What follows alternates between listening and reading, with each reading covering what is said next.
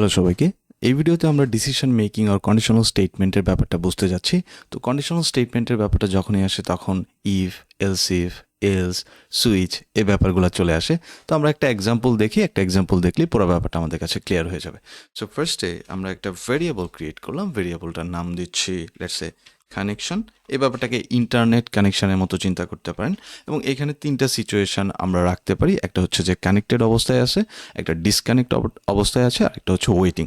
So initially আমরা connected সিচুয়েশনটা এখানে রাখলাম অ্যান্ড দেন আমরা ইফ এলস এই স্টেটমেন্টগুলোকে এখানে ইউজ করব। সো আমরা বলতে পারি সিম্পলি ইফ দেন আমাদের প্যারেন্থিসিস ইউজ করতে হবে অ্যান্ড হচ্ছে বডিটা। তো এই প্যারেন্থিসিসের মধ্যে আমরা লজিকগুলো লিখব যে আমাদের যে কানেকশনটা আছে, কানেকশনটা যদি কানেক্টেড এর ইকুয়াল হয়, অর্থাৎ কানেকশনটা যদি কানেক্টেড হয়, সেক্ষেত্রে তুমি আমাকে প্রিন্ট করে দেখাবা। কি প্রিন্ট করে দেখাবা? কানেক্টেড প্রিন্ট করে দেখাবা। সো আমি জাস্ট এটাকে কপি পেস্ট করে দ্যাটস অল। সো ইফ স্টেটমেন্টে আমরা বললাম যে কানেকশনটা যদি কানেক্টেড হয় তাহলে তুমি প্রিন্ট করবা কানেক্টেড, আদারওয়াইজ এলস তুমি প্রিন্ট করবা ডিসকানেক্টেড।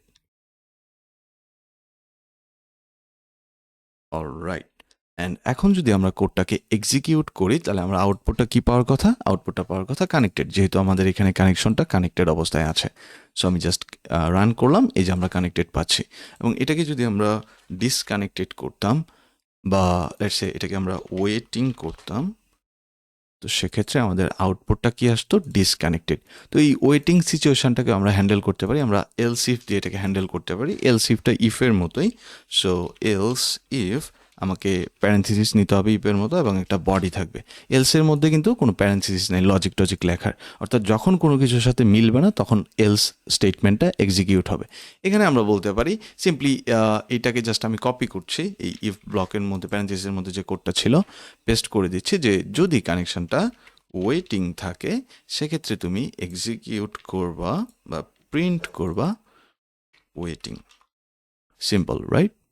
সো আবার যদি একটু লক্ষ্য করি যে আমাদের ইফ স্টেটমেন্টটা যদি ট্রু হয়, লেটস সে কানেকশনটা এখন কানেক্টেড অবস্থায় যদি থাকে, তাহলে কিন্তু আর পরের কোডগুলো আর এক্সিকিউট সে করবে না।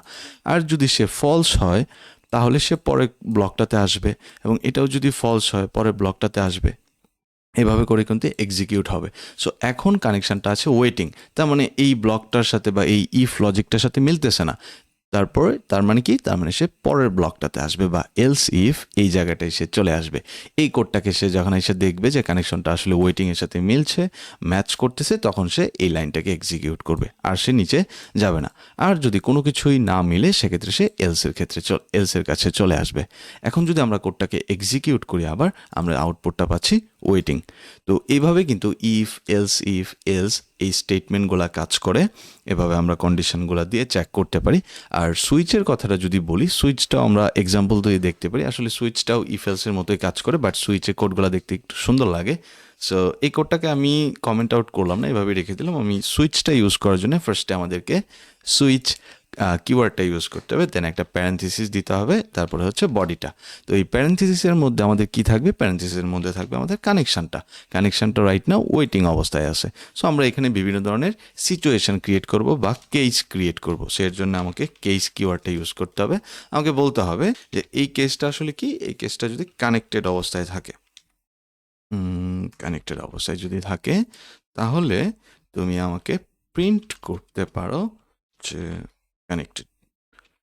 সো জাস্ট আমরা এই টেক্সটটাকে প্রিন্ট করব, কানেক্টেড টেক্সটটাকে।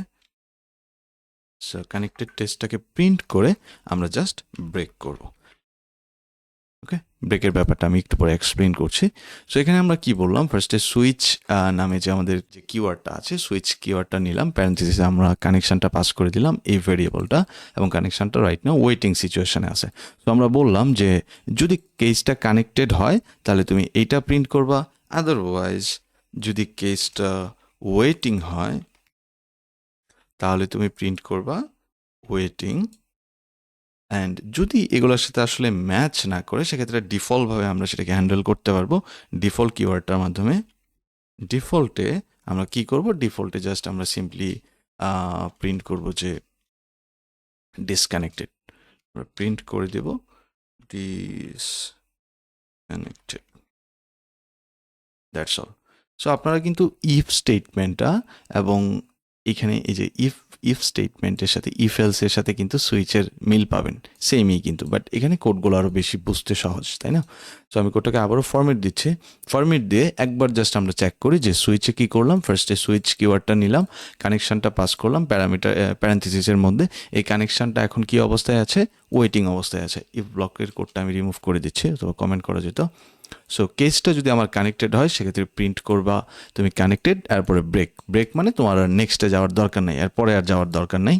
কেসটা যদি ওয়েটিং হয় তাহলে তুমি ওয়েটিংটাকে এক্সিকিউট করবা, প্রিন্ট করবা, আর যাওয়ার দরকার নেই। আদারওয়াইজ যদি কোনো কিছুর সাথে আসলে কোনো কেস দিয়ে যদি আমি সেটাকে হ্যান্ডেল না করতে পারি কানেকশনটাকে, তখন তুমি কি করবা? এই ডিফল্টটাকে এখানে এক্সিকিউট করবা। সো এখন যদি আমরা কোডটাকে এক্সিকিউট করি বা রান করি, সেক্ষেত্রে আউটপুটটা আসবে। সো এই যে আমাদের আউটপুটটা এসেছে কিন্তু এখন ওয়েটিং। আমরা যদি এখন এটাকে কানেক্টেড করতাম, সেক্ষেত্রে আমাদের আউটপুটটা আসতো কানেক্টেড। আর যখন কোনো কিছুর সাথে মিলবে না, তখন আসবে কি?